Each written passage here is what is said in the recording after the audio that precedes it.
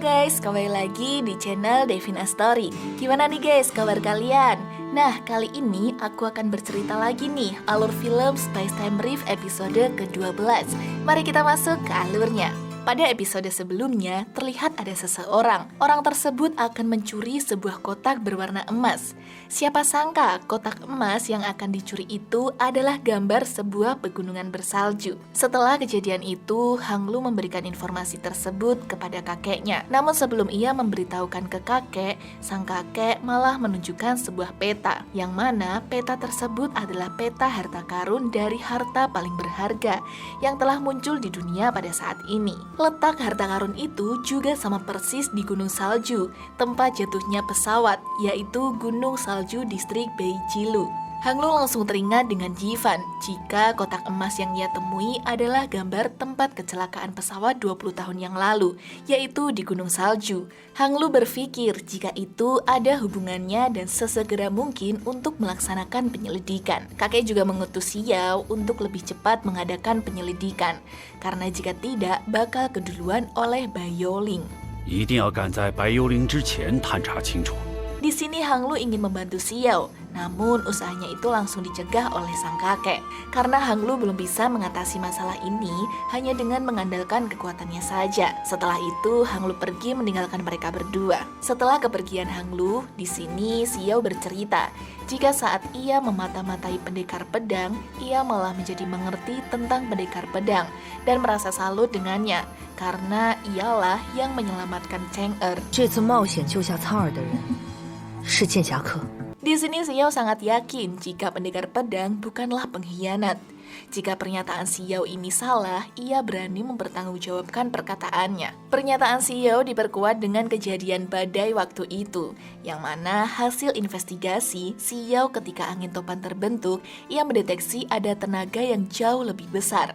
Ia pun menunjukkan foto hasil investigasi kepada kakek, dan kemungkinan bakal ada monster yang lebih kuat lagi, yang akan muncul kesempatan masuk ke dunia nyata. Karena pada saat ini, memang energi ruang dan waktu sedang bergejolak, dan itu memudahkan monster masuk ke dalam dunia nyata. Di tempat lain, Yifan sedang menuju tempat gunung salju.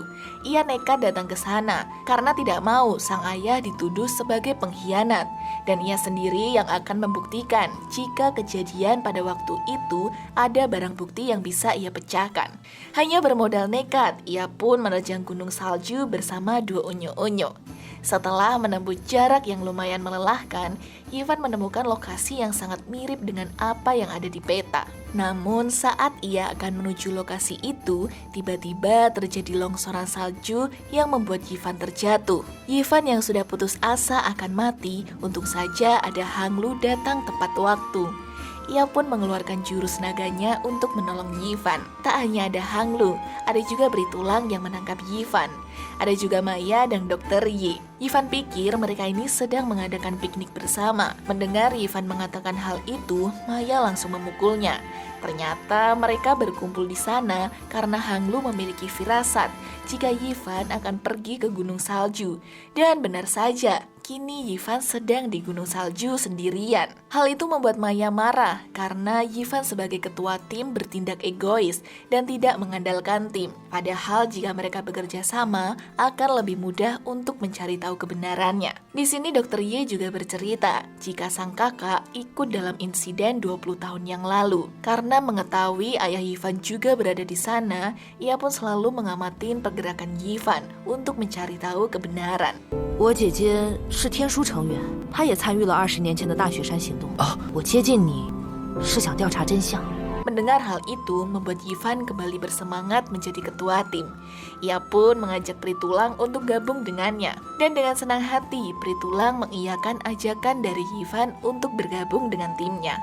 好，我宣布破时空宇宙无敌战队全员到齐！谢谢你们没有放弃我。 Sebelum melanjutkan investigasi, Yifan merasa sangat kedinginan. Ia pun heran dengan teman-temannya, mengapa mereka tidak merasakan kedinginan. Maya mengatakan jika orang yang ditakdirkan memiliki batu giok kehidupan, ia tidak merasa kedinginan, walaupun berada di tempat yang sangat dingin. Yifan juga baru sadar jika kini batu giok kehidupannya masih tersegel. Hal itu membuat semua orang kaget dan Dokter Ye akan memeriksanya setelah mereka pulang dari Gunung Salju. Di sini Maya bercerita jika saat ia melaksanakan ujian arkeologi, ia menemukan sebuah tulang belulang yang sangat aneh bentuknya. Bentuknya seperti struktur tulang manusia, namun di tengah-tengah tulang ada sebuah mutiara roh monster. Belum sempat melanjutkan cerita, tiba-tiba saja terjadi guncangan yang ternyata salju mulai longsor. Dan betapa terkejutnya mereka, ternyata sisa bangkai pesawat yang mereka cari ada terkubur di bawah mereka. Saat melihat bangkai pesawat, Yifan seperti tidak asing lagi dengan tempat itu. Ia merasakan jika ia pernah berada di lokasi ini. Setelah itu, ada seseorang yang menjawab perkataan Yifan. Dan benar saja, jika Yifan pernah berada di tempat tersebut, serta membawa benda yang bukan milik Yifan. Ia adalah yang ingin mencuri peta dan sekarang ia ingin menangkap Yifan. Mereka adalah Bioling. Mereka menginginkan hal yang seharusnya dilakukan oleh pengadilan langit. Orang yang ditakdirkan sebenarnya adalah evolusi dari manusia, dan mereka ingin menulis ulang tatanan dunia karena menurut Bioling yang menciptakan monster untuk menghancurkan umat manusia adalah pengadilan langit. Itu adalah kebiadaban dari pengadilan langit yang sesungguhnya, dibantu oleh peri tulang. Kini semua orang melawan pasukan Bioling dan saling bertarung.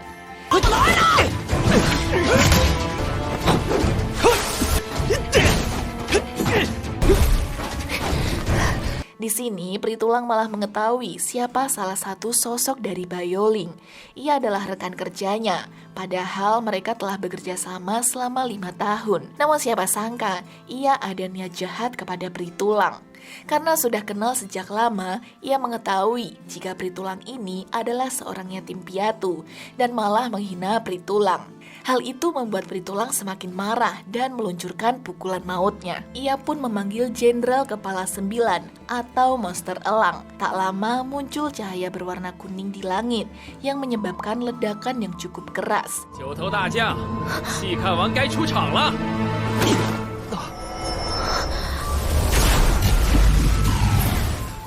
Kini mereka pun bingung siapa sosok yang menyerang mereka. Akibat serangan itu membuat jili-jili pingsan. Peri tulang langsung mengeluarkan jurus mata astral untuk melihat siapa sosok yang menyerang mereka. 到底是谁在攻击我们？吉里，牛鬼蛇神相接唤，幽冥鬼眼。 Betapa terkejutnya mereka hanya melihat sebuah tiang bendera kuning dan terlihat ada sosok monster elang di sana.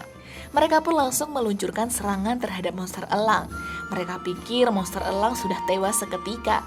Namun siapa sangka, serangan itu sama sekali tidak melukai monster elang. Ia marah karena salah satu monsternya telah terbunuh di tangan pendekar pedang. Ia pun menyerang pendekar pedang sebagai balas dendam. Dokter Ye yang melihat kawan-kawannya sudah lemah, ia pun melindungi dan menyembuhkan luka mereka. Hal itu membuat monster elang semakin marah dan menyerang mereka satu persatu dengan kekuatan kecepatan.